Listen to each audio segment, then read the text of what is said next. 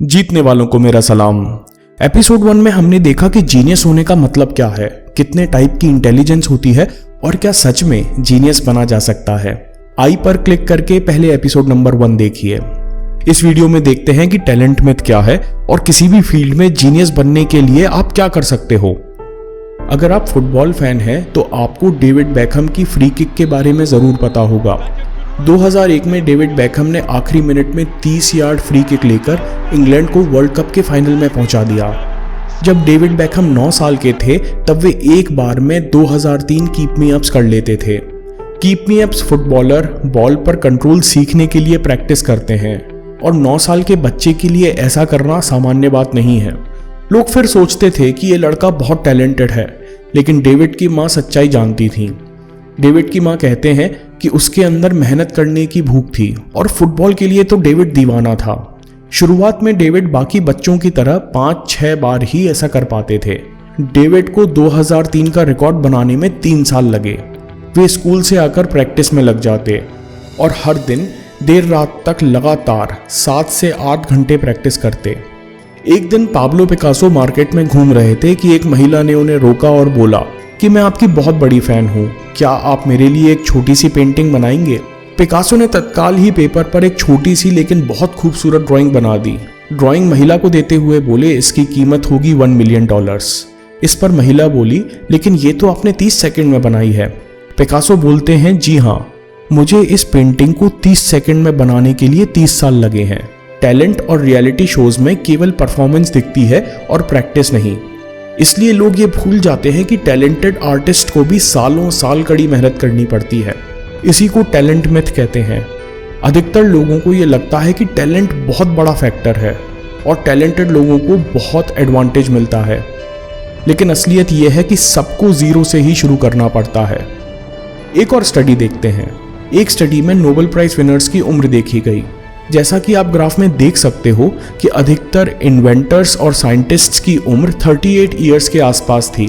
मतलब intelligent scientist को भी अपने फील्ड में कुछ अभूतपूर्व, ग्राउंड ब्रेकिंग और जीनियस काम करने के लिए 10-15 साल लगे हैं। और ये पैटर्न क्रिएटिव आर्ट में भी है। एक स्टडी में कॉग्निटिव साइकोलॉजी के प्रोफेसर जॉन हेज ने 500 सर्वश्रेष्ठ म्यूजिकल पीसेस पर रिसर्च की और देखा कि ये सारे म्यूजिकल पीसेस आर्टिस्ट्स ने अपने करियर में 10 साल की मेहनत के बाद बनाए हैं। प्रोफेसर इस समय को 10 ईयर्स ऑफ साइलेंस कहते हैं। चाहे आप आर्टिस्ट हो, साइंटिस्ट हो या इंजीनियर, क्रिएटिविटी, जीनियस और एक्सीलेंस के साथ आप पैदा नहीं होते। आपको अपने टैलेंट को ढूंढना और अपने काम से चमकाना पड़ता है। और कुछ भी जीनियस करने के लिए सालों साल गुमनामी में एफर्ट और समय लगाना पड़ता है। तो अगला सवाल यह है कि कैसे हम अपना काम करते हुए जीनियस को पहचानें। पहला, परमिशन टू क्रिएट जंक।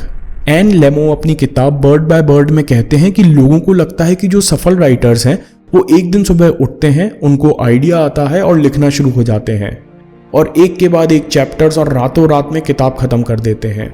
इससे दूर सच्चाई नहीं हो सकती। जो भी ग्रेट राइटर्स को आप जानते हो उनमें से एक ने भी पहली बार में कुछ नहीं उखाड़ा। कई बार 4-5 पेज लिखने के बाद समझ में आता है कि शुरुआत की पहली लाइन कैसे लिखनी है। इसलिए अपने आप को काम शुरू करने की परमिशन दीजिए और ये मानकर चलिए कि अगर कुछ ठीक ठाक हो भी गया तो ये इत्तेफाक है और खुशकिस्मती है। Follow a schedule. Ira Glass अपने रेडियो शो में कहती हैं कि सबसे ज़रूरी यह है कि आप बहुत सारा काम करो और अपने काम की डेडलाइन रखो, जिससे आप हर महीने और हर हफ्ते अपना टारगेट पूरा कर सको। जब आप बहुत सारा काम करते हो केवल तभी आप दुनिया को दिखाने लायक कुछ कर पाओगे। इसलिए हमेशा डेडलाइन और शेड्यूल फॉलो करो। Point number 3, finish something. अधूरा काम करके किसने क्या उखाड़ा है। स्टीवन प्रेसफील्ड कहते हैं, जब भी आप कुछ पूरा करते हो तब आप अपने डर को जीतते हो। कुछ पूरा कीजिए। प्लानिंग, रिसर्च, डिबेट और प्रिपरेशन बंद करें और काम खत्म करें। Point number 4, practice self compassion. जब सामने रिजल्ट नहीं दिखता तब बहुत नेचुरल है अपनी कैपेसिटी पर संदेह करना। जो लोग रेगुलर काम करते हैं वो लोग अपने आप को जज करने लगते हैं कि मैं क्या कर रहा हूँ, मुझ में टैलेंट है भी या नहीं। इस समय विश्वास और सेल्फ कंपैशन बहुत काम आता है, क्योंकि जो लोग फेलियर से डरते हैं और अपने आप को कोसते हैं वो कभी ट्राई ही नहीं कर सकते। इसलिए कभी भी अपने लिए नेगेटिव वर्ड्स का इस्तेमाल नहीं कीजिए और खुद पर विश्वास करिए। हमको एक और कंसेप्ट सीखना होगा, डेलिब्रेट प्रैक्टिस। हम जितने भी टॉप परफॉर्मर्स जानते हैं वो डेलिब्रेट प्रैक्टिस करते हैं। इसको डिटेल में अगले वीडियो में देखते हैं। दोस्तों, चैनल ज़रूर सब्सक्राइब कीजिए। मैं काम के किस्से लाता रहूँगा। हिम्मत, हरकत, होशियारी, हम जीतेंगे।